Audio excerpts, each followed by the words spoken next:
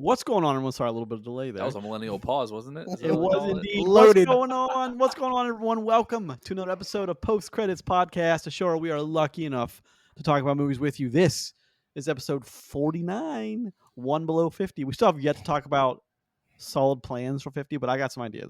49, my youngest daughter's favorite number. There it is. Oh, yeah, we talked about this. Is deja vu because we just literally talked about this on an episode not too long ago. 2 episodes ago when it was 47. Yeah, when it was 47. Which recorded on Sunday, September 28th, 2025, to get posted to podcast services on Tuesday, September 30th, to the usual spots: Apple Podcasts, Google Podcasts, Spotify, Amazon Music, Podbean, and YouTube. Sorry, I didn't mean to cut you off, Roger. No, you're good. I was just going to make fun of the 49 thing. That's Yep, fine. no worries. If you're listening to us on an audio-only version, feel free to come on over to YouTube. Check us out there as well. You can watch full episodes or time-coded out segments, however you want to do it. We try to snip out some interesting segments. Still, our best snip out is a clip about Sasquatch. Sure. About Bigfoot. But I would like to note, since I have returned this week after have to take last week off, I was not lost in the woods. Oh. All right. I was not. You didn't find Bigfoot? I didn't say that. I wasn't lost in the woods. Oh my Lord, we had some good few minutes talking about that you were hunting for Bigfoot with your Crocs out in the woods. Yeah, so why bring my Crocs into it? So first off, I haven't worn my Crocs in like 7 years for real. I don't even know where they're at. He's wearing Hey Dudes now. Sorry. No, I wear these old beat ass pair of Asics that I wear every week here. Beat ass Asics. Yeah, like they're the shoes that if I haven't tied these shoes in like 12 years. I haven't tied my shoes in 15 years. I get it. It's I tied them once years ago and I've never untied them. So it's fine. Slip my feet into them. I wear them. I take my kids to school in the morning. That kind of stuff. Pop them on and go from there. Is it inherently a guy thing to where like you get in your shoes to a magical place where you no longer have to tie them? I think so. I think so. But like I have a thing with the shoes that I wear because like when I'll wear them legitimately until like they start to fall apart. And like once they start to fall apart, like they still have life for me because every year I go on a camping trip and I have to basically sacrifice a pair of shoes to the river that we canoe and kayak on. Because once they get wet with like that stank ass river water, like they stink so bad. That foot funk plus the river stink. For sure. Yeah, that's not good. For sure. Yeah. And even like stank ass river water. That's like, look, that. If you've ever been on a smallish river, in like the summertime when it's not flowing really fast, that water, it may not smell really bad at the time. Yeah. But like a couple hours after you're out of it, you're just like, ugh. Yeah. Ugh. Gross. I used to get a single pair of shoes for school for the year because we used to be Po. Sure. And the $15 from Payless or whatever. Yeah. I once had a pair of shoes explode underneath of me during a semi-pro football tryout, where like I was mid juke and the bottom insoles of my shoes actually blew off of my shoe and threw up into the air. Nice. And I was laughed out of that stadium. That was fun. That was cool. I just imagine sad Chris with his ball in his arm, just walking off. Walking down the tunnel alone. I left the shoe there. I mean, what are you going to do with it? I know, right? Yeah, I could. Are you going to take it to your local cobbler and have it repaired? Probably not. Yeah, good times though. Do they even have cobblers at like places? So that are dedicated to you can get like fancy shoes repaired, like expensive dress shoes and stuff like that. Yeah, you can't get sneakers repaired. Yeah. Like they're literally disposable. Well, I wear I like the Allbirds. I'm a big fan of the Allbirds. I just realized that they're not. I don't know what that is. The Allbird shoes, it's like a brand you can wear, but they're meant to go through the washer and like look brand new again after you wash them. But I always buy the insoles because I walk hard and I destroy the soles in the shoe. So I like to, and I was just told that like no, we're not. So the reason Allbirds got popular is because they're like you can buy one pair and if you treat it well and wash it well, it'll literally last your whole life. That was what Allbirds built their brand on. And I went this past week to get a pair of soles for my Allbird I've been wearing for years now, and they're like, oh no, we're phasing those out. Like, what do your whole thing was you could wear them forever, and like, well, this has been Slorps and Kicks talk on Post Credit Podcast. Well, Roger's talking about his Asics in the stank ass river water. Thought I'd throw my Allbirds in there. Yeah. Anyway, I'm sorry they hurt you in that way. Thank you very much. I appreciate that. Anyway, Allbirds, if you'd like to come on the show and defend yourself or sponsor the show, we'll get you or both. Which you kick back up. You talk about Sasquatch too, but that's for another day. Let's start a show.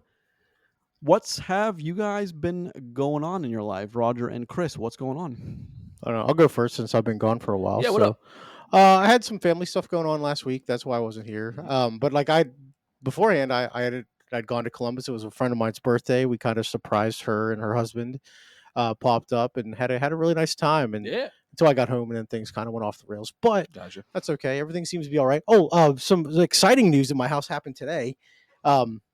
So in the middle of the street, my street, like really like 25 feet in front of my house, water just started to appear. Oh, nice! Just burbling out of the road. When I left, it's been that way for like the last 4 hours. And then Jesus showed up, right? No. Oh, okay. A bunch of trucks did though, and so they are repairing something in the middle of my street, which was like, ooh, that's exciting. So maybe I have water when I get home. Not like coming up through like a sewer, but like coming up literally through the road. Yeah, that's what happens when water lines break. Yeah.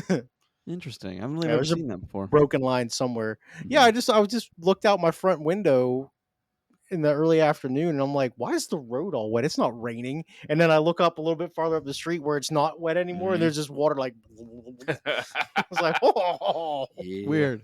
It's very odd. Very odd. Yeah. Yep. Always exciting with the potential to not have water in my home. What about you, Christopher? What's going on in your life? Nothing much. Wife and one of the kids went and saw the Gabby's Dollhouse film. Did they like it? They really enjoyed themselves. Okay. My youngest especially, but my wife said the movie was cute and was good for what what it was trying to be. So other than that, I haven't really watched too much. Started rewatching an anime with the wife, Jujutsu Kaisen. Shout out to the fans out there; it's one of the best. So yeah, just that's been about it on my end of things. In my world, I've gotten back into the world of Game of Thrones, of upbeat positivity and good things. Let me tell you, it is. I just watched the Red Wedding last night. Oh my! I had forgotten fun stuff. How that episode just. Oh my lord! I had forgotten how impactful that was. Some of those characters, and Game of Thrones is so good. The first few seasons are so good, man. It's like we haven't. I don't think we've not had many shows like that in the history of TV. We just haven't. It's such a different show, but it's wonderful. It's great. I wonder what it would look like made today with the same script. I wonder how different it would be. I mean, they made House of the Dragon. What was that, last year? Yeah, was the last. Yeah, but no series? one talks about that. Like, I mean, it might be good, but just no one's talking about that. Deal? No, you're right. We need something big to bring us all back together again. We need to be like a global show again. Yeah. We do. We haven't had one of those since Game of Thrones, I don't think, right? Yeah, Rings of Power thought Ted Lasso. Ted Lasso, maybe. No, Chris, Rings of Power is not that show. I think I said it was supposed to. Like, oh, right. They wanted it to be that. Yeah, but it just they might have it was. I just saw something that said it had one of the most record debuts, but then by the end of the season, it was like literally a fraction. Yeah. What was the other thing that Amazon tried to push? Wheel of Time. Wheel of Time. They tried to push that. They garbage. That to hell and tried back. to push that. Yeah. Garbage. I can't. It's not even watchable. Wheel of Time isn't even watchable. The Witcher, and it crashed and burned hard. I liked The Witcher though. It was okay. So. Well, it's getting ready to come back with the other guy, right? The guy replacing. No, it already did. Did it? I'm pretty sure. I thought it did. I thought it came back already. Yeah, it's tough. Oh no! He's right. No, it's getting ready to come back with the combat trailer came out. They always do a combat trailer for each season, and it got a lot of buzz with one of the it got a lot of buzz. One of the lesser Hemsworth, lesser Hemsworth. I'm sure he would have something to say about that. It's fine. He knows. I ain't Grayson. I'll tell him. Whoa. I do hold Chris as the highest regard. His brother, not so much, but it is. I'm sure he's a hell of a guy. I'm sure he is, but he's not Chris. I know who he ain't. He ain't Chris or Henry Cavill. So, I mean, look, that bar is real high though. So it is. So I've been watching that. I didn't get a chance to revisit Stranger Chapter 1 like I wanted. I wanted to watch Stranger Chapter 2, which, by the way, you'll see in the box office, no one watched it anyway. So. We'll talk about that in a minute. But other than that, honestly, I'm not. Yeah, I've been Game of Throning it. I'm playing some PlayStation now that I've kind of just gotten back into that for a minute. Actually, Hogwarts Legacy. That game to me is I'm sorry. What game did you say? Sorry, Hogwarts Legacy. Okay, hey, it's a good game. That game is phenomenal, and I'm gonna try after I get done with this. I think I'm gonna give Chris's recommendation and try a Remnant 2, and then right into Ghost of Yotei. So I'm really excited about that lineup there. So Ghost of Yotei looks really good. Its predecessor game was also very good. So I platinumed that like 6 times. I played it through. I love Ghost of Tsushima. It's such a phenomenal game. I mean, every time I need a PlayStation game, though, I just always end up rolling into Spider-Man or Spider-Man 2. Yeah, I mean, it's just those are pretty safe choices. Just easy to, of course, to just get lost in. I mean, shit, I still fire up Red Dead every now and then just to end up rolling around. It's just good times. Other than that, I'm doing a lot of writing. I'm really trying to get some stuff off the ground with some buddy of mine, another writing like partner. So I'm hoping that might get off the ground. Friends? I do. I have a couple. I have 3 friends. So you 2 and then someone else. Okay, that's what I was gonna say. I was gonna ask for clarification on that. All right, jeez, listen. You're the one that said it, not me. I was gonna give you credit of up to 5. You're the one that brought it back down. All right. Let's start a show, guys. What do you say? Let's do it. All right. Once again, folks, this is episode 49 of Post Credits Podcast, a show where we are lucky enough to talk about movies with you. Without any further delay, let's hop into it. Let's do the box office as tradition dictates. I haven't looked at this all. Didn't take a look. Well, I don't think you guys will be too surprised. However, number one, one battle after another. That might not surprise you. However, the number might. 22.4 million domestic for a 48.5 million worldwide is pretty good for a Paul Thomas Anderson movie. Is that pretty good? Because I know the budget's pretty hefty. The budget's like what, 135, 140-ish? Yeah, I'll find out right now. Yeah, it's in the 130s, I think. Gabby's Dollhouse, the movie, a very disappointing 13.7. I really thought that movie would do better than 13.7 domestic, but oh my god, it is 130. Yeah, for a 19.3 million, worldwide, which isn't great. That's for a kids movie, as I thought, very popular as Gabby's Dollhouse. Well, it's a young kids movie, right? So, what you're saying, Chris? It's not like a family movie. It's that is for like 8 at the most and under. Like you're not getting a like an older kid audience on that one either. It ain't Shrek, brother. Yeah, it's a little different, but I mean, well, that shows because I saw it and I was laughing damn near the whole. The beginning is super kid. After you get past the first 15 or 20 minutes, but it's very clever a lot of the times. I think Chumsley is voiced by one of my favorite voice actors now, and it's a movie that, I mean, you say it's not Shrek, but it does kind of play on that level a little bit. Kristen Wiig sings a song about all of her dreams flushed down the toilet like the brown. It's like, that's funny sometimes. It's just, I really enjoyed my time with it, and that's my first exposure. I like the image in my head of Grayson Maxwell sitting there in a theater surrounded by parents with kids, you know, like moms and dads with kids, and Grayson's just the only solo adult there laughing his ass off at Gabby's Dollhouse. That's exactly what happened too. It was just it was me and a bunch of families and a bunch of kids. Because Chris said you were going to watch, I thought, oh, maybe we can do an episode if he has to watch it with his kids. So look, it was just I really enjoyed it. I thought that was a lot of fun. My wife said it was exactly what it should have been. Toy Story 3 vibes all the way through. Yeah, good. That's what I expect. Number 3, and again, no surprise here. Demon Slayer, Kimetsu no Yaiba, the movie Infinity Castle, 7.1 million for a very impressive 605 worldwide. Still making money. Very nice. Chris, what milestone did that just pass for Japan? That is now the number 1 highest grossing film for the Japanese market domestically. So that is and made by them. So that's fantastic. It is cool news. It and on a budget of like 30 mil, I think it's just it's 20xing its budget. So fantastic. And it's not done. I'm sure as October rolls in, it'll maybe not pick up steam, but I think it'll stay like flatlined for a while, maybe like 5 to 8 million a week, which is not a bad place to be. It's got other markets to open in still too. So good. And they still have 2 more movies that are going to be pure profit for them. So I'm very happy for that. Yeah, good for them. Chris and I did a video on that. We did a shorter. It actually ended up being a tad over an hour, but that was my first exposure to that. I'm not really a big anime guy, but I really enjoyed my time with it. All kinds of cool stuff happening. You can check out that video. Check it out. I'm going to help convert you. I mean, converting is not something I need to be. It's always, as long as there's a story being told on movie, I'm there. No one thinks they need to be converted. It just happens. Sure. Just fine. one day That's it fine. happens. Just let it happen, dog. Let it happen, dog. I'm gonna write. That's another. One day you'll watch an episode and be like, I'm sad now. Yep. Let it happen, That happens. dog. Okay, I'm gonna write down all of our quotes for this show. Anyway, number 4, The Conjuring Last Rite, still in top 5. Another 6.9 million worldwide. Speaking of movies that should have came out this week, yeah, that Yeah. one. It's sitting at a 435 worldwide, so not too shabby at all. No, it did all right for No, itself. it's fine. Number 5, a movie that did not do all right for itself, The Strangers Chapter 2, 5.9 domestic for a worldwide of 5.9. Number 5 on its opening week. Garbage. Stuff. So let me make a note here, just everybody, because like we were talking about this beforehand. We were going through the upcoming movie list, trying to. We were doing some show prep, which is something we do occasionally. Yeah. Trying to map out, get an idea of what we'll probably be talking about, barring any major shift in the show and stuff like that. And obviously, it's getting into fall. By the time this episode comes out, I believe it'll be the 1st of October. It'll be. Yeah. No, okay. The day after that is October 1st. Yeah. And there are not very many horror movies coming out. Nope. Like, not many at all. Like, wide, I think there's only 2.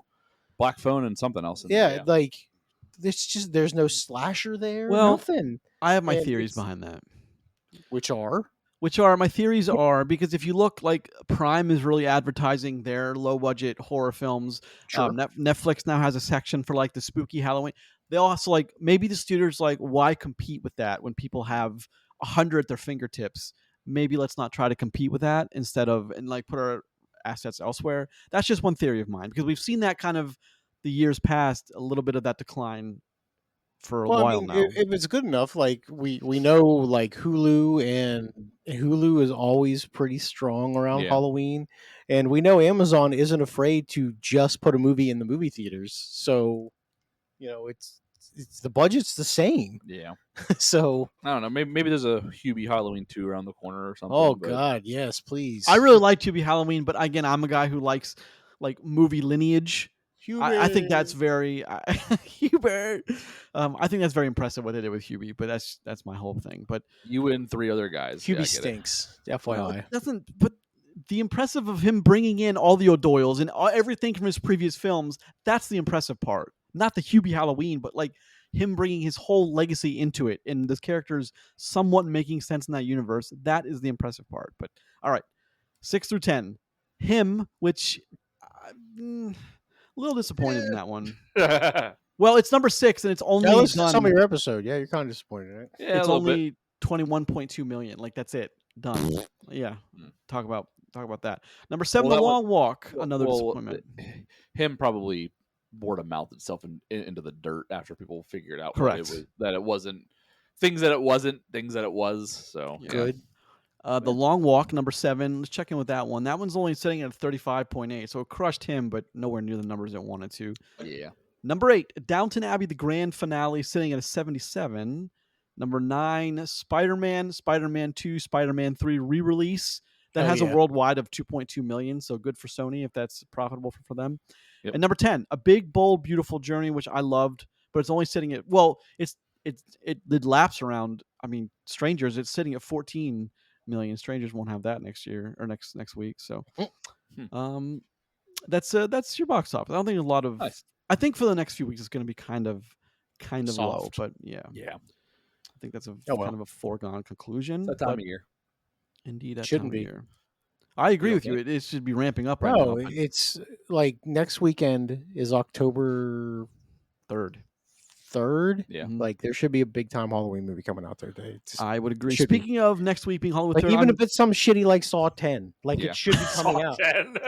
Wait, wouldn't it be 10? Aren't we on 10? No, we already had Saw 10, so it'd be 11. Then we had Jigsaw and Spiral.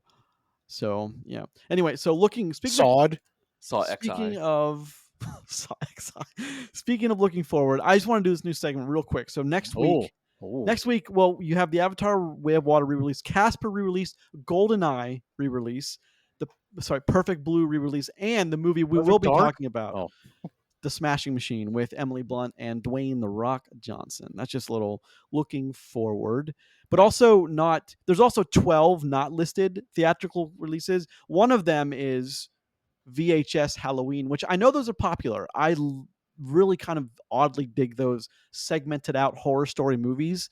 I think they're great. I think there's a lot of, because what they do on some of them is like there's a couple different directors who make a lot of like shorter vignette horror films, and I like stuff like that gives people a chance to do something they may not otherwise get, and they're actually pretty creepy, all of them. So if you like the VHS stuff, another one comes out on Shudder and theatrical. I'm sure very limited, but it's on Shudder. So if you have that service, enjoy that. Sure.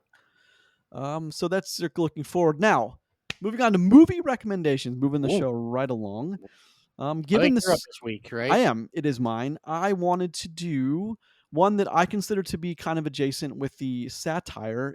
I wanted to do one, Inglourious Basterds from 2009, and I just rewatched it, so it's fresh in my mind. I love this movie. So of course, written and directed by Quentin Tarantino. Brad Pitt, Diane Kruger, Eli Roth, Melanie Laurent, Michael Fassbender, Christoph Waltz, Daniel Bruhl, Til Schweiger as the wonderful Hugo Stiglitz, which I think is a great name. Hugo Stiglitz. And it is Quentin Tarantino's take on it's a weird alternate history World War II film where in Nazi-occupied France, a small group is meant to they hatch a plan to end the war all at once with the help of the help of what's his name? Colonel Harris Landa, Christoph Waltz's character, where they kill Hitler in the movie theater and they blow it up, and it's an interesting satire take. But I mean, one battle after another, also satire. I thought, why not link them? But this is also just one of those movies that whenever I watch it, I am very impressed by. Again, I'm not a Tarantino guy. I know that's kind of a stain on my cinephile, but I understand that everything he makes is damn near perfect, and I will admit to that. I just, as a Tarantino fan, you don't think? No. Well, listen. He will swing big, and when he connects, it's there. Well, most of his movies are excellent. Well, now you went from all to most. Well, I will say all, but which ones do you think aren't excellent? Oh, here's the thing: more of his movies are good than bad, if that's what you're talking about. But I mean, Hateful Eight's not some masterpiece, and that was a huge movie.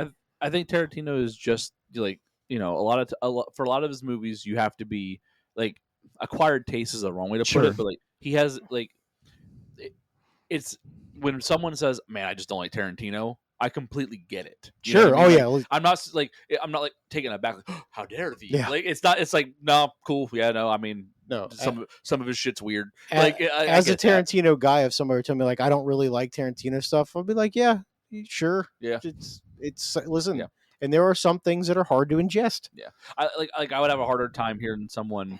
I would need to hear more argument from someone saying like I'm just not a Nolan fan, or like a few other the big directors compared to Tarantino, because Tarantino does have a very I don't know polarizing, visceral, kinetic. It just a lot of his movies they move quick and they move loud, and I think that kind of can turn some people off to just the way his movies play out and stuff too. Plus, I mean, especially he's not afraid to use the language medium in any way it needs. No, he's not. That's that's the other part of it too. Is if somebody is getting into movies now, and with how our climate is in general, if you were to go back and look at some of Tarantino's older stuff, a lot of people are going to have some real problems with it. But at the time, which is very relevant thing there. Oh yeah, it was totally in play to do that. Yeah. And even Django, which is a masterpiece of a movie, people are like, I don't really like it because of blah, blah, blah. I'm like, I think maybe you missed the point of that movie then. So I'm just going to go out there and say that you didn't get it. Well, and then there's the people that say I don't like Inglourious Basterds because that's not how Hitler died. Again, I think you missed the point of the movie. Yeah. You just don't love Brad Pitt. Out of the Apache. Yeah, the next time someone that same person tells you how much they love the Marvel superhero movies, to just tell them that people can't actually fly. You know what I mean? And see if Yeah, that sure. resonates the same for them. You mean That's the fair. giant statue didn't rise from the ocean that stuck out into space? Which would definitely fuck with the Earth rotation, by the way. I'm just saying. Yeah, That's one of 100 things that would kill Earth completely in those films. Yeah, 100%. But it's so Tarantino is one of those. What I don't understand, and I've met them because I actively seek these out, is You've met Tarantino and haven't told me? No, hang on, hold on a second. Because I also am not a Paul Thomas Anderson guy, and I love. He makes movies for like the pinky up guys. Like I was for a long time, and like I love the artistry of it. I'm also not a PTA guy, so like I get that. But what I don't understand is how one can be a PTA guy and not a Tarantino guy, or a Tarantino guy and not a PTA guy. I don't understand how you can like one of those but not the other. Like they're both the same kind of odd, always parody type of thing. So that's what I don't get. So it's weird that again, it's like one of those things. I certainly understand the PTA love. I don't understand the Tarantino love. I just don't love them as filmmakers. Although I do love Inglourious Basterds. As far as like, I appreciate what he did with it, the production value, all of the accuracy with the costumes and making like Nazi Germany look like Nazi Germany, and down in the cellar like look like that kind of. I appreciate what he does with the detail. Yeah, So, one of my favorite Brad Pitt performances of all time is Inglourious Basterds. Yeah. Oh yeah, I agree with you. He's great at it. He's. So one thing Quentin Tarantino does is bring out the best in Brad Pitt. It's for real, because like he has a great performance in Inglourious Basterds and in Once Upon a Time in Hollywood. Oh yeah, like. Speaking of Once Upon a Time in Hollywood, there's a sequel. There's a sequel to that being filmed right now. It's not him though. He's not directing that. No, I think he wrote it. Yeah, he's very involved in producing, but he's not in it. He's not behind the camera. Brad Pitt is. So I've recently met someone on the set of that. So who's working on the set of that. So that's cool. One of the few things shooting in LA. So yes, indeed. But check that out if you haven't seen it. It's on Netflix, available. Most people have Netflix. If you haven't seen that in a while, give it a look. It's very entertaining and it's good. That's the thing. It's a good, solid movie made by a guy who makes solid movies. I'm not a huge fan of him, but I can admit that. And it's going to sit well in a bracket, I assume. We got a crowd colonel here willing to die for country. Oblige him. Donnie comes out with a ball bat. Fucking beats his head in. Indeed. Yeah, it's a great, full of all kinds of wonderful phrases and like memorable lines, by the way. Make sure you turn that on with the whole family. Young bring the kids. Yep. Bring the kids, gather around. Chris, family viewing. Oh, planned for already. You know what I mean? It's good. planned for already. Indeed. Let's move right along. I thought this week we could take a little stroll down memory lane and talk about PTA films that you guys maybe have had contact with. I know there's tend to be more of a limited release type thing, but since we're talking about one battle after another, I thought we'd take 10 minutes and just look at maybe a Leo history or some Paul Thomas Anderson movies. Okay. Leo is in his own right. He is a legendary actor. I mean, he's one of the OGs. He's one of the heavy hitters in Hollywood. I mean, his standing being kind of odd right now because everything is, of course, political, but he's one of the best. And personally, I think his best movie is Blood Diamond, but that's just me. That's just me. Do you guys have a favorite Leo movie? I saw Paul Thomas. I saw Blood Diamond just because you brought it up one time years ago, and I've never gone back to it since because it made me sad and mad. I didn't like that one. Well, that was a long time ago. With the new kind of look on movies like you've been doing, you should take another look at that. True. No, I agree with that. It's one of my. I think it's one of the best movies I've ever like. It's in my top 5 of all time type of movie. But so let's take a look at directed movies. Do you want to know what my DiCaprio? Oh yeah, of course. Sorry. Yeah, it's Wolf of Wall Street, man. Oh yeah, dude, the scene where he's crawling to the car, incredible. I'm not a huge. I can't remember where I heard it, but he talked not recently, or maybe it was recently, where like they took 2 days to shoot that. Really? Because on first read, Leonardo DiCaprio said that like he figured it'd be like a couple hours and be done with it because it's just getting to his car essentially. But he was like, no, man, I want to get every angle I can. I want top views, side views. I want to feel like you're in some dream sequence where like the stairs are bigger than they actually are. Whoa. Yeah, like so basically, Leo's crawling around for 2 days straight, just crawling around. Like that's got to be terrible to shoot as an actor. Oh yeah, the $15 million paycheck he got. I'm sure that was awful for him. Yeah, I mean, you can look at what you're making and still go, God damn, this day's gonna still suck. have bad days when you're rich. You know what I mean? That's true. All right, so other Leo, I mean, of course, Titanic being one of his heaviest hitters. What's Eating Gilbert Grape with him and who's the other big guy? Jack Sparrow? What's his name? Johnny Depp. Yeah. That's a movie I return to every now and again that gets me in the feels. It's again, it's one of those movies that people look at now because like everyone liked What's Eating Gilbert Grape, or generally were favorable on it. But given where we are now, it's people look at that movie and like, oh no, that's awful. It shouldn't have been him. It's same with like I Am Sam, or was that? But that's a Sean Penn movie. I Am Sam, another movie where people like they loved when it came out, but now they hate because of course it's inappropriate for them to play those. But like, are you forgetting what an actor does? Like that's the profession. The oldest profession in history is that. It's one of the oldest. It's not quite the oldest. I've watched Game of Thrones. That that's the oldest. But I mean, Leo's filmography just in the last impressive since 2000 is just incredible. Yeah, I mean, Blood Diamond, Aviator, Django, Gatsby, Once Upon a Time in Hollywood, Departed, Killers of the Flower Moon, Catch Me If You Can, Shutter Island. God, Shutter Island's a good movie. Almost always up for Oscars. Every single one of those is always up for Oscars. Inception, Revenant, Wolf of Wall Street. Wasn't it that he was like chasing the Oscar for a little while there too, because he just like he Gangs of New York. Gangs of New York is so I was gonna say I think one of my favorite Leo performances for me. Well, one of my favorite Leo movies is Gangs of New York. Because that movie's not great, but like him and what's the Daniel other guy's Day-Lewis, yeah, like their performances in it are fantastic, and they make that whole movie to me.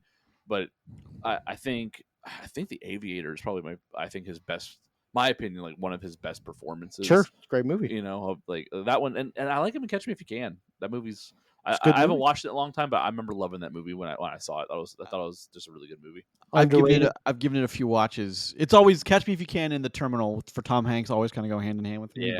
Yeah. Underrated DiCaprio movie, Body of Lies, with him and Russell Crowe. Yeah, Russell Crowe. That was 2009. Yeah, that was another good one. What's the one with him? I think it was early in his career where he's like Jack Nicholson's his lawyer or something. I saw that a couple times with my grandfather. Long time ago. Well, I don't know. Let me go back. Look in the filmography. That's not ringing a bell. Are you sure it's Jack Nicholson? I'm almost positive. Like I can see Jack Nicholson's crazy ass fucking hair while he's talking to him. I don't know. That's interesting. I should in a full suit.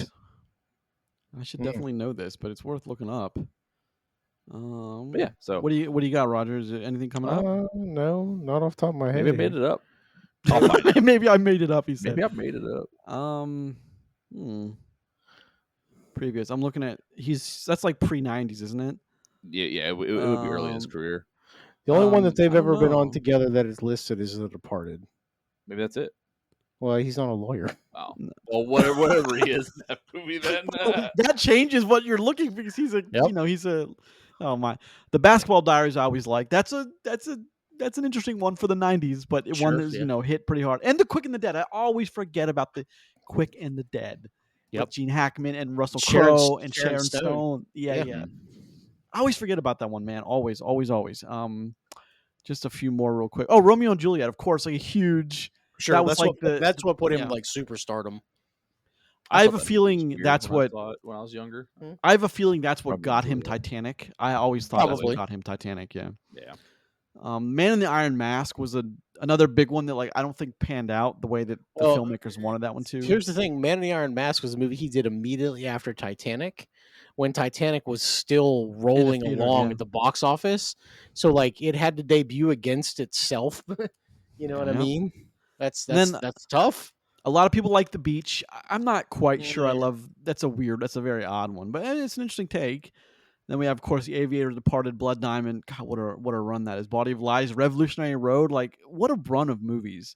Although people didn't like Revolutionary Road as much. It's not as high up as J. Edgar also didn't get the love it probably should have gotten. Just weird. Great Gatsby people loved, I think. The Revenant is like one legendary of my, internet meme. Mm-hmm. Which one? The meme of him from Gatsby toasting with yeah, of course. Mm-hmm. The Revenant is another one of those movies that shows Leo's that reminded us that like he still had a prowess on screen. He had gravitas. He brought the physicality. Is that the one where he fights a bear? Yep. Yes. Yeah. And wins. Well, he kind of wins, I guess, because was that his Oscar? I think that was his first Oscar. That was his Oscar. Yeah. I say he fights the bear to a draw. I didn't say he wins. He escapes the bear, so like that's a victory in its own right. But sure, okay, sure. I was thinking of Legend of the Fall. It's still a tie. And then like I wasn't really big on Killers of the Flower Moon. I know that I wasn't. What did you fellas think about that one? Do you remember that one? I think with Killers of the Flower Moon, like there are better characters than the character that Leo plays in that. Like Jesse Plemons' character, is by far more memorable. But Killers of the Flower Moon's a good movie. It's just again though that's one that's not going to be for everybody. Yeah, I would agree with that. Yeah, long. That brings us to current. Another long movie. Yeah. I was talking about Anderson movies. I don't really like his filmography is one I'm not like. The movies he makes, I'm not really into up until like maybe only for like a couple of them. I think Magnolia is the only one I really got into at all. I can see that. Really enjoyed, but other than that, not really my style of director or not my style of film. But so you didn't like Boogie Nights? No, I like Boogie Nights. I like Boogie Nights a lot, but again, it's like that's one of the rare exceptions for me is Boogie Nights. Mm-hmm. There Will Be Blood. I think is a great movie. I've never seen it, so I can't speak on it. Yeah, Punch Drunk Love with Adam Sandler, I really like too. That's another weird one. The Master. Do you remember that one with Philip Seymour Hoffman? It's one of those movies that everyone like. Again, I don't mean this to sound like a slight towards Paul Thomas Anderson, but he's a guy that like without the internet, I don't think he's ever as big as he is now. Because I don't think people understand without the internet to explain things to them. I'm not sure, and I'm part of that. I'm putting myself kind of in that bracket of people because I sometimes have to read. Wasn't he big before the internet though? You know what I mean? Like he was like he's good pre 2000s era. So I mean his first credit is in 88 and then doesn't have anything until 93, 96, 97, and once you get up to 98, 99, that's internet era. I mean, guys like Nolan take 5 years off between movies sometimes. You know what I mean? It's sure, but I mean he doesn't. His first big credit is Hard 8, and that's 96. That's right at the internet, like right when things were starting with the internet era. So yeah, but the internet was different in 96. Sure, it was. Well, I mean, even like 2004, it was very different. Yeah, but I think what really kind of put him on the map for a lot of people was There Will Be Blood. Yeah, because that won the Oscar, didn't it? It won multiple Oscars. Yeah, multiple. It did. People love Inherent Vice too. I'm not a huge Inherent Vice fan, but people tend to like that one a lot as well. Just moving up the years here up to 2017, we have Radiohead. A lot of music videos. Oh, The Phantom Thread's another one that was one of these pinky out Oscar movies. bait movie. Yeah, it was definitely. Well, that's Daniel Day. So anything Daniel Day is in, you have to look at. Let's look at a lot of music videos here, and then Licorice Pizza hits in 2021, and again, it's like one of those movies that without. And I have one story that I like to talk about with this is I was in high school. So it was like, I think I was a senior. So 2002, 2003-ish. I don't remember the movie, but I remember the conversation I had with one of my classmates. He was a 20-year-old senior, not throwing shade at him. Obviously he had repeat some stuff, but I remember talking to him about a movie at the time. So it might've been 2002 about a movie that I didn't think really hit the way that they wanted to. It wasn't a DiCaprio movie or anything, but it was. I was like, you know what? I just didn't think that movie added up. And he's like, oh, so you didn't love the harmonic resonance that the two main characters shared on screen, which made it wonderful to behold. I'm like, he's definitely. Yeah, that's like you, a guy who's repeated grades twice, come up with the phrase harmonic resonance, and then write in the paper, You remember Bill Hanna used to write like in that he wrote exactly that. Yeah. So I'm like, oh, I remember it because I think the same thing applies to a lot of movies like the one we're talking about today, One Battle After Another. They may be brilliant, but I don't think people would know that. In 2002, he could have either been talking about Gangs of New York or Mr. Deeds. Mr. Deeds. Mr. Deeds is great. I'm sneaky, sir. Yeah, I Trying to just see what rewatched else. all the Adam Sandler. Oh, it could have been Minority Report, which is a movie that I love that came out in 2002. No, Minority Report's great. I wouldn't have been down on that one, but I don't know. But I don't remember the movie. I just remember the conversation. Rain of Fire also came out in 2002. I love Rain of Fire is a guilty pleasure, but Signs I don't think was also in 2000. I don't think it was a banger. Yeah, but which one of those movies would have had the term harmonic resonance attached to it? So Mr. Deeds, definitely Rob Zombie's Devil's Rejects. Definitely. It's so. I mean, Chris, so you said you don't have much experience with PTA movies. You didn't watch a lot of them. Attack of the Clones came out in 2002. That may have been. I mean, there was a romance in that one, so it could have been. There's also a movie called Cheerleader Ninjas. Do you think that's what he was talking about? No, not at all, because I haven't seen it. So anyway, but moving past this is, and another. I mean, like Words with Friends. Do you remember that? Yeah. And it's like, it's kind of Austin Powers Goldmember came out in 2002. That's a lot of movies that came out in 2002. Well, Hollywood used to. I mean, we used to make bangers, and I mean, we used to make big budget movies, and now we just don't anymore. Murder by Numbers with Sandra Bullock and Ryan Gosling came out. Argos, yeah.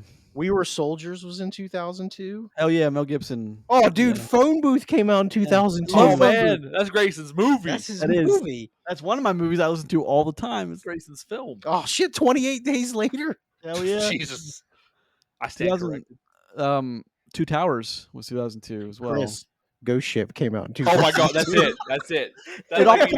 That might be the best year in cinema. Hold on. Oh my god. I need to see that. Ghost Ship might be 2001, 2003 now. Ghost Ship might be the harmonic resonance he was talking about. You know, there's a couple of inter-character relationships in that really do resonate. All right, moving forward, Roger, what about you? You do you have a movie that stands out for you for Paul Thomas Anderson? I mean, it's There Will Be Blood for me. Like that's his movie that I appreciate the most. So I mean, that's kind of it for me. Well, I think it has to be like of all the, because I mean he had the esteemed pleasure of having Daniel Day in that, and that's a bit. I mean, I'm not saying Daniel Day made it when PTA wouldn't, but Daniel Day also doesn't do movies very often. So when he does, it's like that's a hell of a movie. There Will Be Blood. Mothman Prophecies came out in 2002. A good movie though, With a Richard very Gere. good movie. I was gonna say that's got Richard Gere, right? Eight-Legged Freaks. I love that movie. Love it. With Love it. David Arquette. You eight-legged freaks. I love that movie. That Oh was my god, The Bourne Identity came out in 2002. My buddy used to watch Eight-Legged Freaks like every night when he would go to bed. Like clockwork. I hated that. Isn't that early Scarlett Johansson as well? Wasn't she the girl, the young girl in that one? In Eight-Legged Freaks? Yeah. Harry Potter Chamber of Secrets was the second Harry Potter film. Damn. I'm telling you, the early 2000s, man, where it's just we don't make movies like that anymore. We used to make blockbusters, and now Netflix makes garbage. So. Jesus. Well, look, am I wrong? Am I wrong?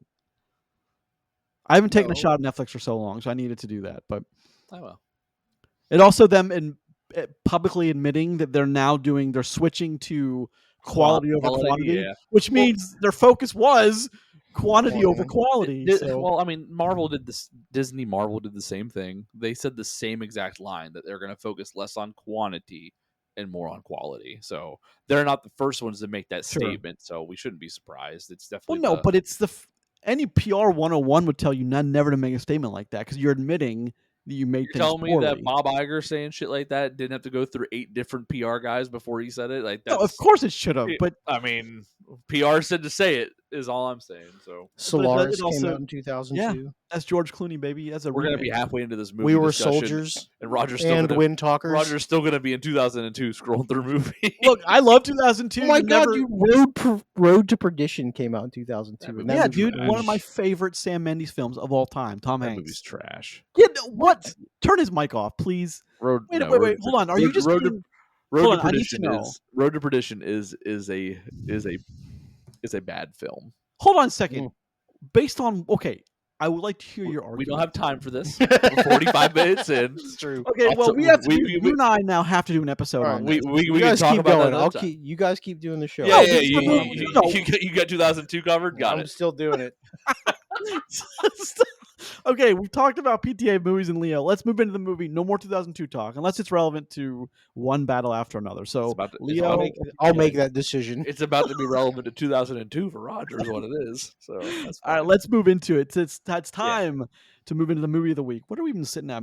44 minutes. It's usually around this time. Well, right here, Rollerball came out in 2002. Yeah, baby. That explains a Rollerball. lot. Yeah, it does actually. Sadly enough, Collateral Damage with Arnold Schwarzenegger came out in That- 2002. That's actually a good movie. that was back in the. That was in the glory. That was still in like the 90s Arnold glory days. Men in Black 2. Mm-hmm. Decent film.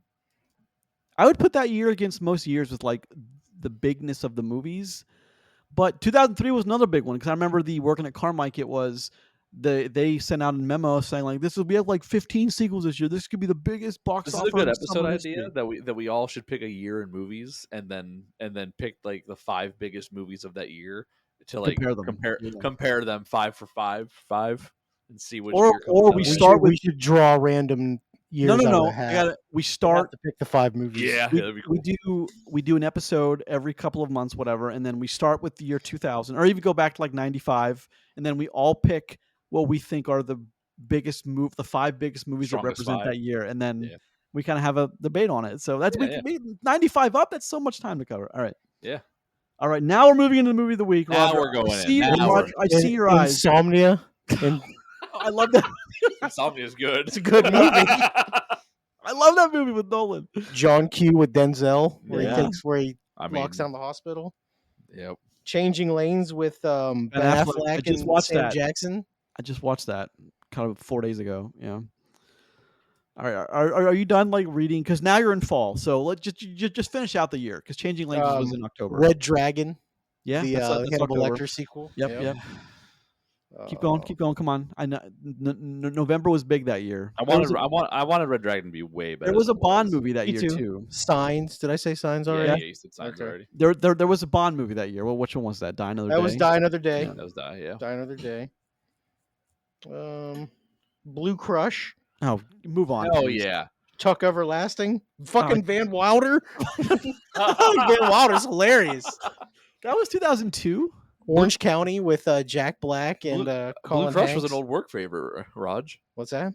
Blue Crush was an old work favorite. with the surfers. Yeah. Man. What else, Ron? Roger, just finish it out, man. Come on. What Walk else to we got? Remember. Yeah, with the Mandy Nicholas Moore. Sparks. That was a big Drumline. Drumline was a big That was movie. big for one person, but that's fine. Scooby Doo, Star Trek Oh, Nemesis. Yeah. The Time Machine with Hot Tub? no. I know. God, who's in that movie? Jackie Chan was it? No. Or no, he did Around the World in 80 Days. That No, remake. Time Machine was God. Guy Pearce. Oh, I don't. The vaguely original remember that. Ice Age was in 2002. Oh Lord, there's like 17 of those now. Yeah, there is. All right, finish it out, man. Come on, finish it out. I'm so glad I don't have to see that stupid squirrel chase that acorn anymore, though. You will though. There's another one on the way. Of course there is. I've been talking movies with you guys for 5 years now. Jesus Christ, for 5 years now, and we have seen 0 Ice Age movies, and I will proudly carry that tradition on for us. You know, I like the first Ice Age. I just didn't like any other. I think that's kind of it for this list. That's fine. All right. Nothing even in December.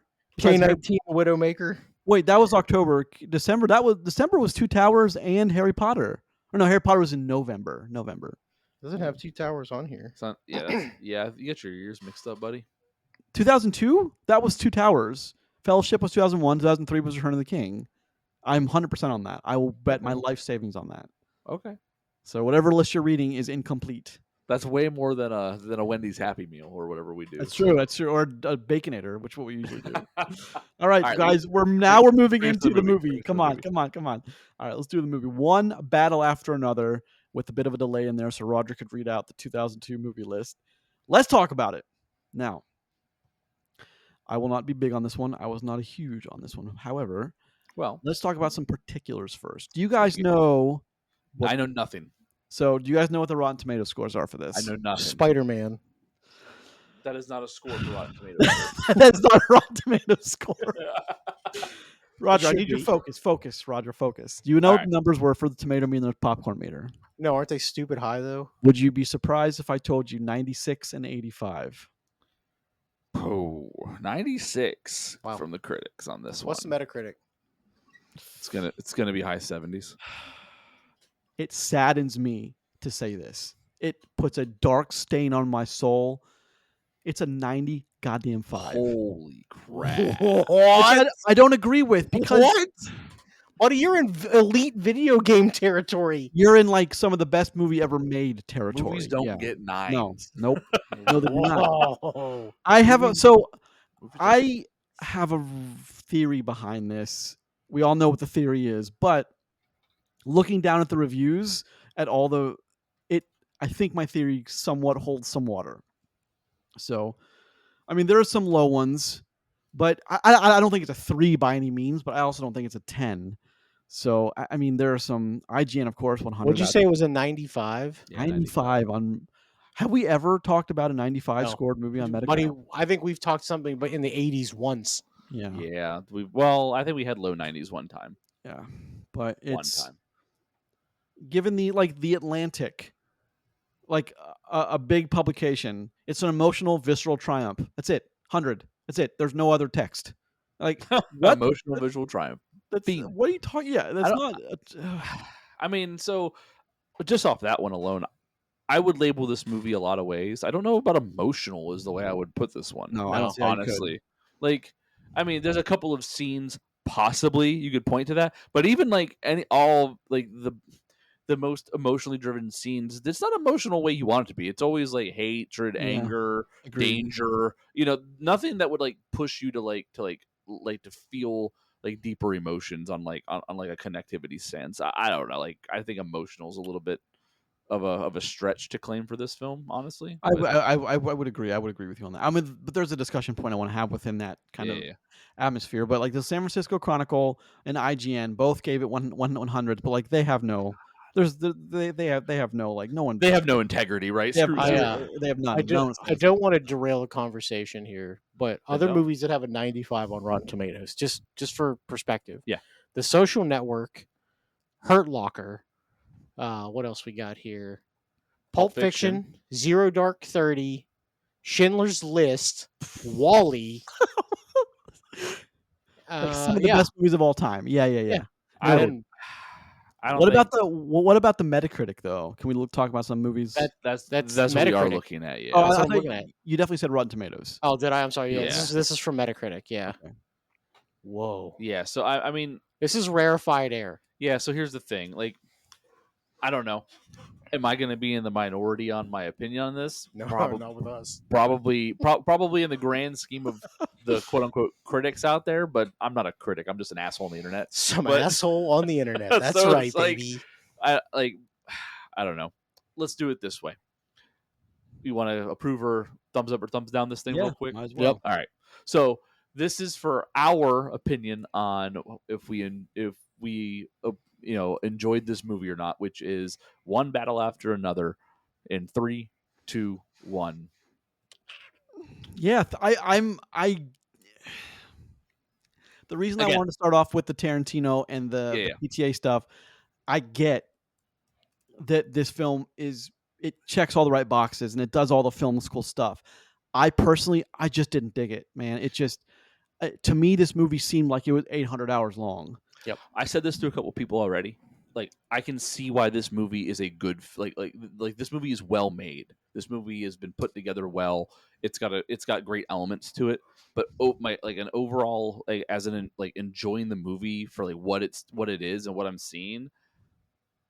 I was indifferent on if we allowed thumbs in the middle kind of deal, like not thumbs up, thumbs down, I'd probably land right there in all honesty, just because I enjoy a movie with good dialogue and this has some of that.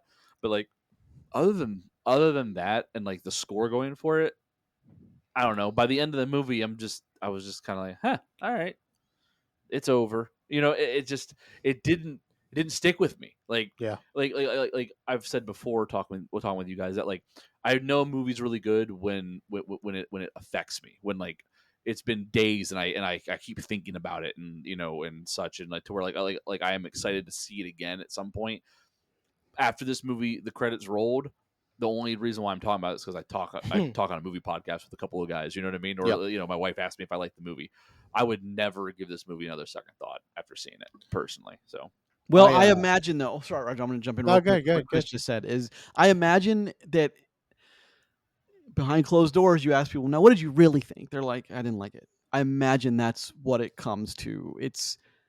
I mean, it's possible, I guess. But here's the thing, like kind of like how we talk about how like we can't look at the movie for what we didn't get. We have to look at the movie that we got. Like these are the reviews that the movie's getting. These are the critics scores the film's getting.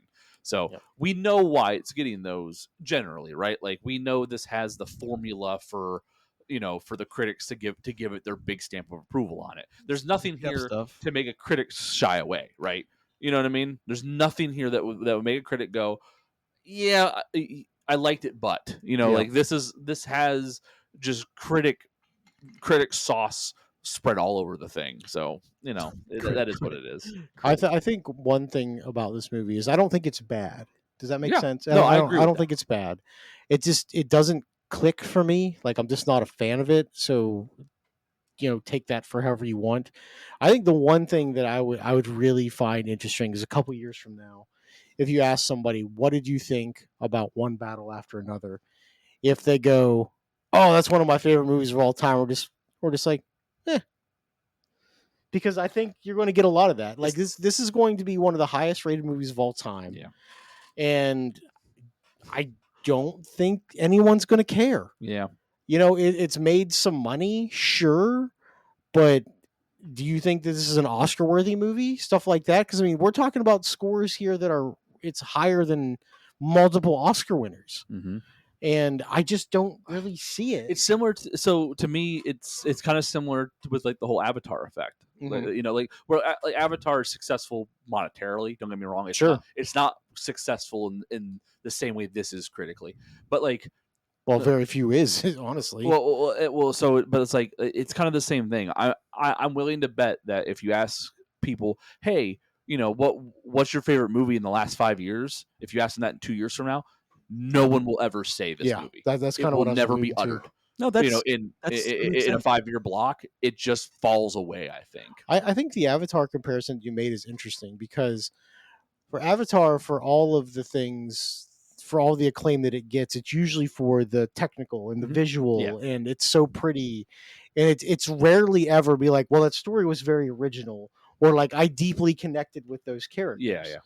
And to have a movie like this where like you're supposed to connect with these characters, it's supposed to be very story driven, and it's just doesn't. I have a question. Who the fuck is connected with these characters? Well, that's what I mean, right? Okay. So I want to interject right here. This is a story about humanity. This is absolutely a story about humanity, and I didn't give a crap about any single. I hated everyone on screen at all times. Jesus. Well, everyone. Hold on. Did you think many characters here had any redeeming value in them? Except for Roger loves I love the Sensei. Sensei's my boy. Weird little dance. Actually, I'll take under the wing because they're his boys, the skateboard crew. Oh yeah, okay. 100%. Yeah. Okay. I would die for them. Yeah. I mean, like we would firebomb immigration agents together. Just saying. Oh Lord, here we go. Saying. Roger, the guy who never wants to get political, says, "I want to firebomb agents." I said I'd do it with them. With them. Groupthink. Get riled up.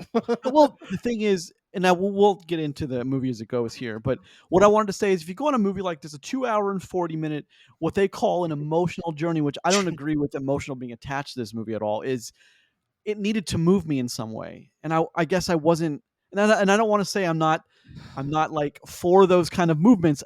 I particularly was not moved by DiCaprio's character and the daughter.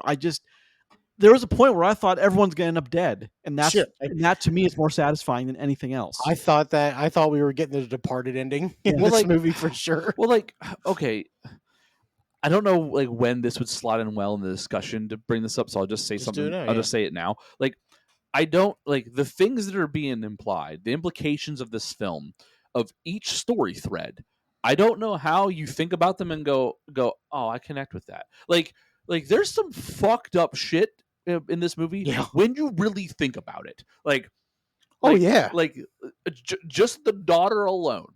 Everything that chains together to make the whole story of the daughter happen, start to finish, is just a crazy thing to think about.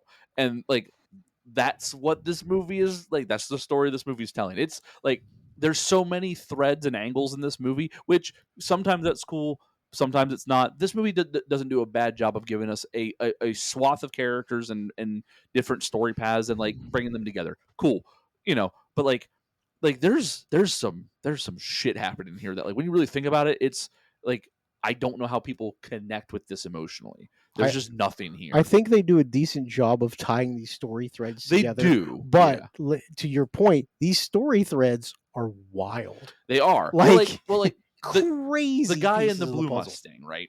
He shows up at like beyond the halfway point in this, right? Beyond the 3/4 point. Introduced in a wild way, first off, just because of how that scene Merry is Christmas, set up brother.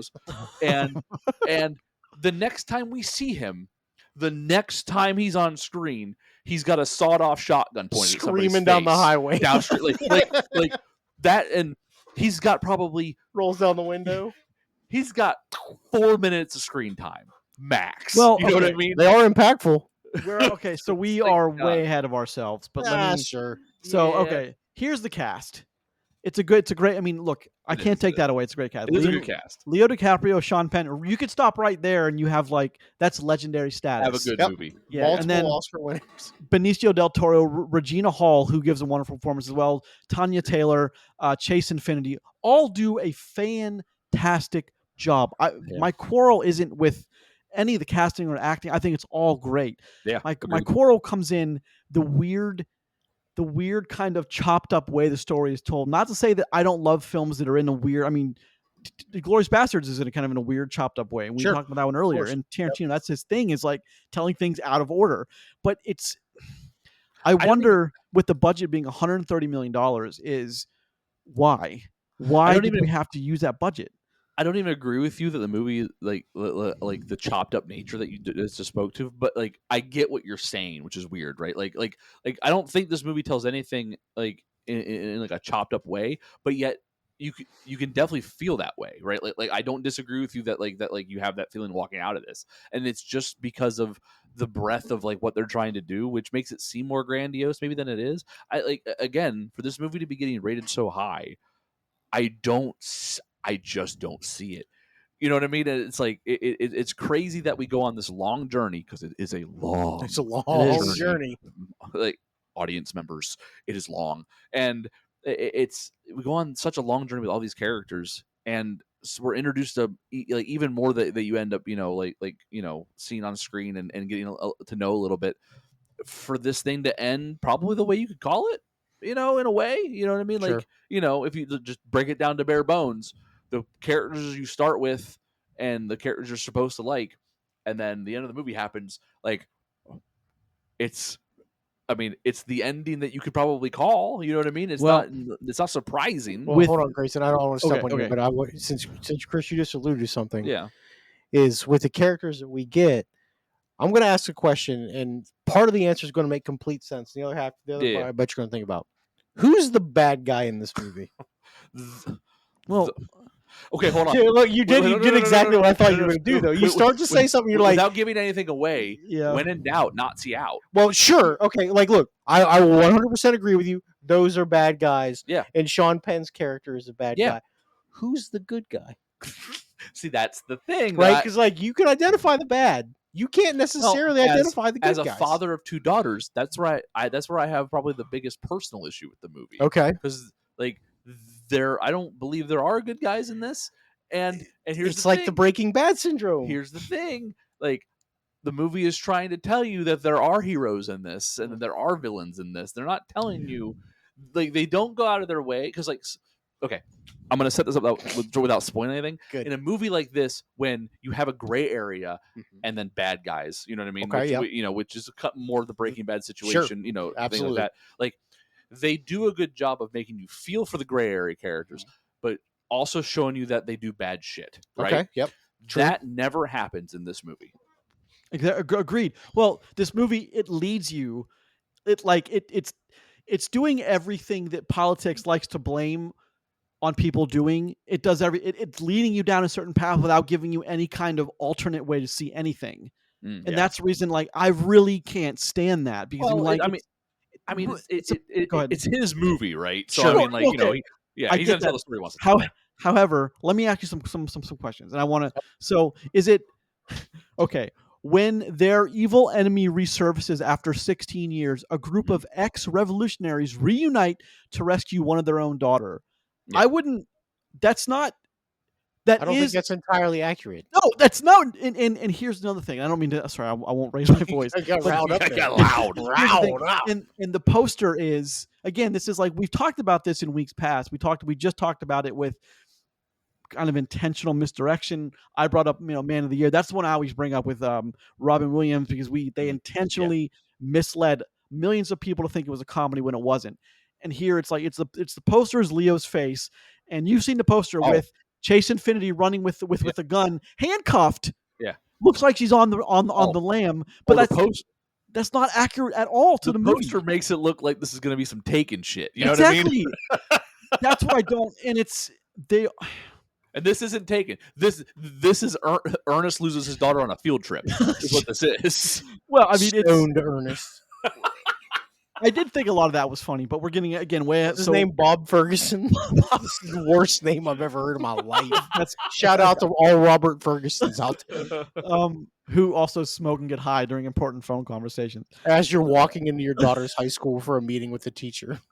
Again, that conversation, I'm glad. I mean, it's funny you bring that up right now, because that is a very leading conversation, which, a lot of people say that's the worst kind of law, is when a prosecutor or defender leads the jury down a path they want them to see for whatever reason, not giving any other way to see it. That's called leading the jury. A lot of people say that's like immoral in a courtroom, but we're okay doing it in film. Here's why I don't like this movie in certain ways. And I don't even have, I wanted it to be over 18 hours before it was over, because it seemed like it was a 20-hour movie. So it's 2 hours and 40 minutes. It's a long movie, but it's also not long in the best way, which to me is kind of a now again, you're listening to 20 minutes shorter than Avatar. You're listening to three guys talk about this movie on the internet, so take us with a grain of salt. But I'm willing to bet those of you, if you're away from all your friends, if you're away from your pinky up friends, you'd be way more gray about this movie, you liking this movie, than I'm willing to bet. And I'm willing to bet my entire life's fortune on that. I don't like leading. I don't like misrepresenting. I don't like that stuff, because the description I read on IMDb, you're talking about a much more rated R serious version than the movie we got, because we didn't get that movie. Isn't the tag for this movie, isn't it comedy on IMDb? Hold on. Action epic, dark comedy, epic, political thriller, action, crime, drama, thriller. All those are attached. Have dark comedy in it. So Dark comedy, like I'll give it that. Sure, yeah, I'll give it that. Yeah. I thought it was just like straight tagged as comedy, and I'm just no. it's not. Well, I'd give it action. I'd give it political. I'm glad they put political thriller there, because like that's political thriller. Sure, I give it that. Sure, I could even see action, but that's the thing is, a dude gets a pistol shoved up his ass in the first 20 minutes of this movie. True. Like you. Funny, we talked just about this. You can't just bring people to. No, well, I mean, it can't be labeled comedy. Like, there's just no way. This is also like the second movie in like 2 months that we've talked about a gun being shoved up someone's butthole. For what was the other one? I spit on your grave, Chris. Never mind. Yep. Yeah. I thought. Nope. Move on. Yep. Here's the thing. It gets. I mean, as we jump into the cast of characters and what's going on, is like, I get what they were going for. I get it. However, this movie in 2015 does nothing. No one talks about it. It's sitting at a 58 on Metacritic. It's sitting at a 62 on Rotten Tomatoes. It's the times that make this movie and this script relevant. Yeah. Which Yeah. and they're not giving you the other way. Okay, so what if you don't see it as, what if you see what they're doing as an act of terrorism? That's the other side of this, because they were doing things against the law. Well, that's why I ask who's the bad guys, who's the Yes. good guys. See, but Because they're yeah, intentionally they leading you. when you label them as political activists, which is fine. Well, yeah. You could also label them as domestic terrorists, Sure. which is you're just splitting hairs at that point, Yeah. because they legitimately firebombed a detention camp, and whether you agree with a detention camp or not, sure, fine, maybe you do, maybe you don't. Whole different thing. They broke into it, rounded up people, and burnt the place to the ground. That happened. Yeah. Like, no one's looking at that going to be like, boy, that's good for society. It's like not really going to be a thing. Yeah. Well, so let's get maybe you're happy those people got broke out of the detention center. Yeah. Sure. Whatever. I understand that. They weren't friendly. I have a feeling that it's the letter from the mother to the daughter that's read literally in the last few seconds of the movie. Yeah. Is you tend to remember the ending of a movie way more than anything else, because it's usually the big set piece. It's everything comes to a close. It's where the sacrifice happens, all that good stuff that we come to love in cinema. That's why I think people are calling it an emotional ride, because there's nothing other really.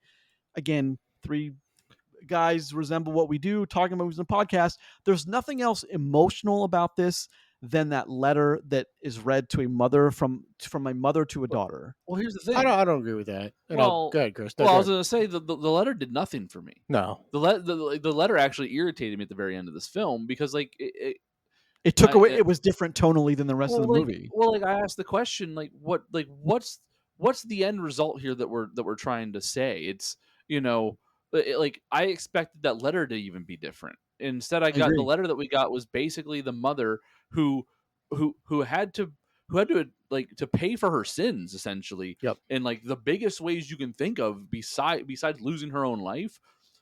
And then in the end, she writes this letter to her daughter that basically says, burn it down. Yeah, do the same things I did, but better. And it's that's an insane thing to think, when after everything that our characters just went through on screen, everything that just happened, that friends and family were literally killed, throughout this film of these people constantly.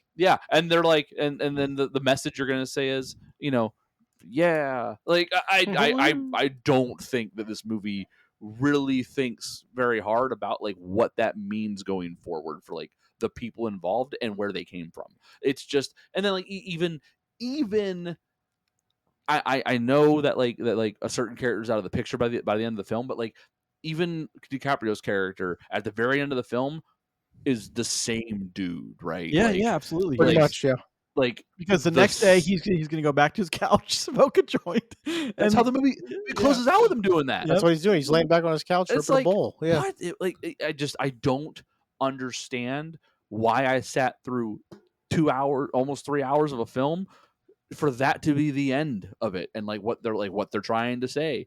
It's a weird thing, right? And I guess I expected a different letter from the mom, or a different reaction from the people who made it out, or anything. Instead, it was just, I don't know. It was not what I thought would with the way that story would go. I didn't think that was the way the story was pulling me. Leo DiCaprio's character goes through so much shit in this journey to get his daughter back. The things that happen to this guy that he has to do are wild, and he's not built for it anymore. No, not at all. Which is the thing you get to watch the whole time you're seeing this is how not built for this shit he is. Yeah. And in the end, it just ends up being we did it. Yeah, it worked out. Yeah, it's okay. That's well. I mean, he might be the big star, but even the big action set pieces, a lot of them don't even include him. No. So he's not even in the action proper. He's kind of on the side of it. So going back to the emotional thing for just a second, where Grayson, you said it, you think the letter is the only real big thing. I don't feel that, because there is definitely a scene where he's driving that shitbox BMW, ripping up and down the roads looking for her. Yeah. looking for Willa, and like he's freaking out. And like as a dad, I think that's very emotional. Yeah. Now it's not just your typical I'm going to sit down here and cry because I'm sad emotion, but like that's like the panicky style of emotion. Yeah. And like there's a good bit of that in this movie, I would argue. Whether that makes it better or worse, I don't know. Yeah. But I do think that vein runs throughout most of this movie. Once she disappears. but him arguing on the phone with the guy asking for the password stuff, like that's funny though. It's funny. It was fun. It was funny at first. By the time like he's on the phone for the second time with the guy and then has to get the supervisor quote. Which supervisor? I was like, come the fuck on, you know what I mean? And then after they resolve that in a way that is nice, I guess. They continue that afterwards, where he's giving the guy shit for just doing his job. No, I like op security, opsec. Yeah, I did like how he picked up the phone. He's like, "Oh, hi, prick." Like I did think that was pretty funny. I was laughing at some no one, like this is a sold out auditorium. I was laughing when no one else was laughing. A lot of these things, I have to say, I was laughing at some lot of inappropriate. Don't shit. You know, critics don't laugh. I laughed really hard when he's running across the rooftop and falls through that tree and then just lands on the ground, and it just makes this like meaty thump, just like wet wet laundry hitting the ground. And he just lays there for a second, and then the next thing you just hear and then he rolls up. It's like, get up. He gets up, stumbles like he's beat up, runs a half a block around the corner, and then immediately gets tased. And then like that's a shit sequence of events. I thought that was pretty fun. I mean, and then immediately afterwards, they're talking. The skateboarder kid's talking to Sensei. And he's like, "What happened?" He's like, "He fell off the roof." Yep. And he goes, "Oh, where's my rifle?" All right. Yeah. How about my rifle? Oh, we still got it. All right, good. Yep. And then it hangs up. That's it. No, he doesn't. He just meet me at the church. Yeah. That's just right on going. Save a member of the French 75 twice in one day. Yep. Did you guys also kind of get I thought the movie kind of went back and forth between like what it wanted to be tonally, and that kind of bothered me as well. Did you guys have any of that? Like for some time it was like a very serious emotional ride. Then it was like and then it was trying to be a dark comedy. It wasn't trying to be a very serious, emotional, dark comedy. It was at points it was one, and then it was the other. And I thought that's kind of a weird. Well, I mean, I think that's part of the problem with it for me is where, like I said earlier, if you like this movie, that's fine. Yeah. I've yet to really run into somebody that I know have seen it that say that they're fans of it, which is, I guess, kind of damning. But this is a movie where I don't know if tonal shifts matter too much overall, because like for me, the whole movie, it just blends together and like not too much really sticks out. Yeah. Does that make sense? Yeah. Where like there's a couple of memorable scenes, but like I couldn't tell you, like if I had to sit there, and mind you, I watched this less than 48 hours ago. Yeah. I couldn't tell you what happened from like the 30-minute mark to an hour and 15-minute mark with any exact remembrance. Does that make sense? Yeah. Like any real scene that was like stands out for that, because like a lot of stuff happens, sure, but then nothing happens. Yeah, I mean, like there's plenty of scenes in this where it's like I couldn't believe it was like they're gonna say that it's happening. Like when he takes over the high school, for example. Yeah, there's no way. First off, right? First off, there's no way. Second off, there's no way that there aren't an equal amount of very angry, very concerned parents there all of a sudden. You know what I mean? There's not. Yeah. You want to talk about how to get people firebombed? Yeah. Like there's no way, and just the whole premise of that, like, yeah, it makes for it makes for an exciting point in the movie where like someone gets out just in time. But like all while you have to believe that all these kids are gonna just hang around. The parents aren't gonna show up. There's gonna be shit for this everywhere. Like later on, exactly. people hear that he's doing that or did that, and it's a big deal to them for obvious reasons. But like there would be things happening, hellfire there, yeah, and it's just wild for that to even be a concept that it would go that way. And like it also does the age old kids are stupid thing. Sure. Which I get it. They are 100%. But like this, some serious events happens, and the daughter's not supposed to have a cell phone, so she doesn't tell her dad she has a cell phone, but people know she has a cell phone, and like someone picks her up, and like having a cell phone's a bad deal right now. Yep. And like she doesn't tell her or doesn't get rid of it, and it's like she just admitted like a scene ago that she would trust this woman with her life, and then proceeds to do so, lies to her, but then lies to her about a cell phone. It's like yeah, you think she's gonna rat on dad to you like about a cell phone, and you think that's the most important thing, right now you're in a white van with two people you don't know driving into the dark highway, into the mountains of and you're California. like, man, I hope they don't tell my dad about my cell phone. Like, it's just not. It doesn't make sense. Oh dear. Yeah. Come on. Jesus Christ. Things like that. It's the script. I think the script is well written. I do. I think reading this on the page and seeing it are two very different things. Wholly different things. Like the scene where that happens, the score and the tone and the ambiance definitely like pitches it and delivers it as like it's a like of course she has a cell phone. It's a big deal, and like it's this moment like, oh shit, here we go. But like when you really think about it, it's like there's no way she doesn't like that woman doesn't ask her for a cell phone and then checks her for a cell phone. Empty your pockets in that situation, and then two, where she lies to her and says no because she doesn't want her dad to know she's like. It's just a wild thing to think about for actually going down that way. It's crazy, especially knowing the stories, because she admits that her dad told her about her mom and him and what they used to do. So there's no way she's like my cell phone doesn't matter. Well, and that also comes back into the end, like the does. very end. And I'm not going to spoil the scene, but when they end up back together and she's yelling at codes to him, like, why? Yeah. What are we doing here? Yeah. Like, you didn't know these codes existed 40 minutes ago. It's the trauma. Okay? Sure. It wants you to know. Sure. But like, I mean, it's clearly she's 20 feet from him. It's not like she's seeing him from afar and doesn't understand who he is. Yeah, with a scope on him. Yeah.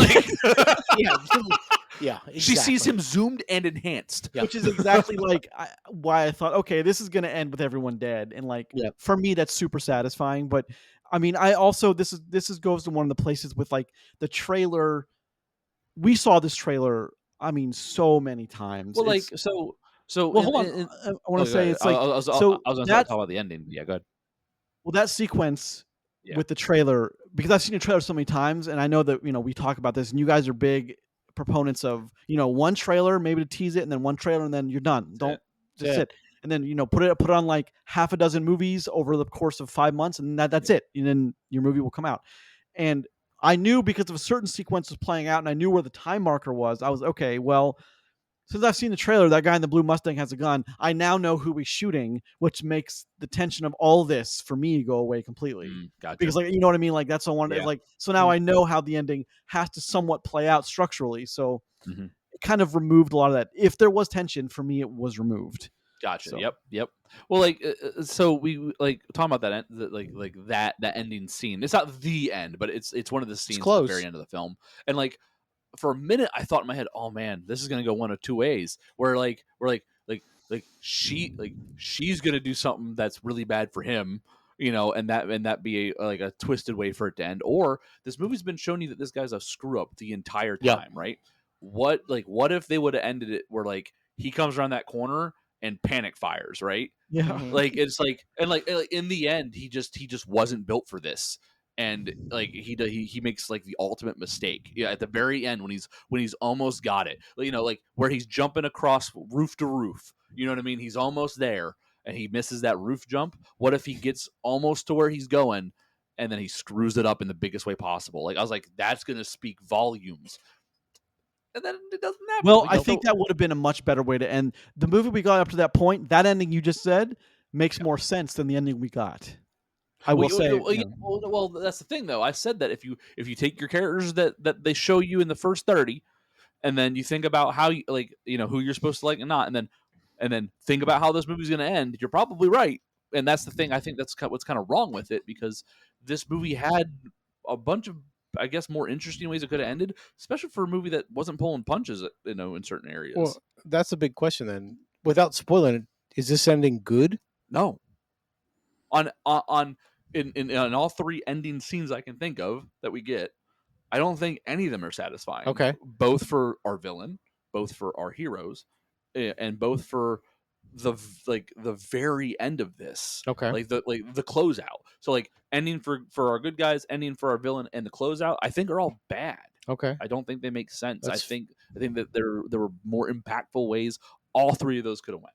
I wouldn't argue too much against that. Grayson, what about you? No, I agree with what Chris is saying completely. As a matter of fact, I think the ending, what we got theatrically, it kind of undoes some of the seriousness and severity of what they were going through in the film, which I was thinking about. As like I said, I was like, "There's no way it's going to end up." I was thinking to myself, "There's no way this ends happy." And then when you saw the shot of behind her back, and she's squaring up, she's ready to shoot, and like you don't see, which she would have seen him. Like it's just a thing for the camera. Yeah, for yeah. us, is like I thought, okay, well, she's gonna take the shot, and then that's going to be the ultimate, like, oh, the judgment there was maybe not right.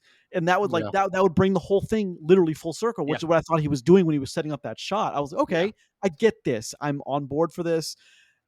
Everyone doesn't end up dead, but most do. Okay. And then we got the ending we got where he's just, what happens, kind of de-escalates. And then he's on the phone fiddling on the couch, fiddling with his phone I'm like, trying to take what? a selfie. This is, well, I mean, he's now with technology, he has in a weird way like come the end of the arc, although it's a weird way to end that arc. It's a weird way to show the ending of that arc. But I'm very unsatisfied. I'm more unsatisfied with the ending than I am the movie. And that's saying something, because I was really unsatisfied with how the movie was played out. I mean, the one character I do want to talk about, of course, is Sean Penn's Lockjaw. Okay, yeah. Okay. Well, we should talk about him. Obviously, in a way that it was written and shot in a way that it was meant to invoke something in some people. I get Worst haircut I've ever seen in my life, dude. or the best. No, listen. Well, like I think I want to start out by highlighting that Sean Penn does a fantastic job playing this character. Because like if I didn't know who Sean Penn was, I wouldn't know that that's who this guy is. Like he does such a good job. Like he has, like he doesn't walk right. no. You know what I mean? But that's how that kind of guy would walk. Yep. You know, like it's not natural. Yeah. So like he has a transformative role in this, and he does a great job in it. I think. Yep. Like I agree with you, but his name being Lockjaw, and then DiCaprio's name being Bob, like it says something about their characters almost in a way that is almost goes against the grain of what we're expecting, because of what their name says about them too. Is like the name Lockjaw, and then the people he meets with and the society he's trying to get in with. I get that part of the story. I don't know how much of that is like pandering to where we are now politically in 2025, but it very. I wish I had a better answer for you. If anyone out there is arguing, no, that wasn't it, I'm like, I assure you, it was that. But it's the numbers being recorded on Rotten Tomatoes, on Metacritic, are all in that same kind of dance that this movie's doing now. But I love the way Sean Penn plays him. I think he plays him so well. But it's also that part of like, is it a dark comedy or is it a serious drama about human life? What is it? And like that's the character that kept kind of going in between the two bounds for me. Was that Lockjaw was one of those characters that like I think it's well written, but it kind of skirted both those lines for me. We're like, what am I watching? Am I watching a comedy or am I watching a human interest drama? Which is it? I mean, neither. I think it can be both or neither. I think that's okay when it's done like really well. I think it's hard, right? Filmmaking's not easy. Making a good film is even harder, right? Sure. So it's like like not the no. I don't have notes for Anderson, right? Like that's not what this is. But it's like I would hazard that if they rewrote the St. Nicholas Christmas Adventure, whatever the fuck it was, if they were to change that to anything else, or not, or like just have it be like a sect of the military that is like the titular reason why they're tracking this girl down for that Lockjaw wants this girl. Like I don't think the movie's any better or worse because of that part of the story. I think you could do the same movie without the St. Nicholas Santa Club or whatever it was. I don't think it's necessary for it. It's not, but it really drives home a certain thing that's very relevant today. Yeah, okay. That's Yeah, why they did that. that's kind of what I'm saying though. Like it feels like an unnecessary addition when you could have had like Lockjaw can still be just as a nefarious of a villain and as shitty as a person as he is without that element added in, and these people can all just be different parts of something else. Like I don't understand what this brings to it that makes it like more impactful. But I'm some middle-aged white guy on the internet talking about a movie. You know what I mean? So like, maybe it's just a perspective that I don't get, but I don't think it adds to it. I think it almost detracts and derails at times when they could have spent time doing something else more impactful with the screen time, because again, we have a lot of really interesting scenes that go through, but nothing that like really drives home the enjoyment factor as like me as like an average viewer. You know what I mean? It's just another scene in a long movie that's kind of like, okay, that's kind of crazy. But like, this movie opens up with with this girl's mother doing some crazily heinous shit anyway. Yep. So like what we get to is not that surprising. So I don't like, it's nothing like wild. I think deep down they put the Christmas Adventure Club thing as just another point to reiterate that these are shitty people. Yeah. And whether you think you need it or not, I don't know. Sure. Well, that's the thing. Yeah. I get it. Yeah. I think it's just another way to double down and be like, yeah, these are just really If shitty, they had awful Lockjaw people. walk in and kill some innocent dude by just capping him in the dome, we would know he's a shitty dude, right? Sure. Like, oh, bad I don't know. military guy. Well, Got it. Sure, but I do think though that there are. If you look at that, like, yeah, okay, so I think maybe you think more he's crazy if he's just shooting people than just ideologically flawed. Okay, I mean, I yeah. think that's a real thing, because Yeah, it'd be like, all right, that dude's crazy as shit.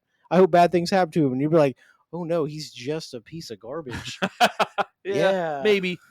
But like, I feel like there's other ways you could have got that. There are, but I mean, I think they just doubled down like this dude sucks. Yeah. And I think that's really, and these people suck. Yeah, I gotcha. Yeah, I would agree with that. I mean, I did like some of their conversations when they talked about they wanted to get rid of the punk trash. Yeah. I was the only one. For some reason, I was the only one that laughed in my theater. I laughed at punk trash. That's funny. That's just funny. And then another place I laughed because it was just like, it was kind of just, I think the movie needed it, was when you saw that weird long shot of him walking on the street with his rifle after surviving what he did. Oh yeah. Through like the lens of something, like you're looking at him from a long distance. I was like, yeah. And people were looking at me like I was the You were happy he was alive?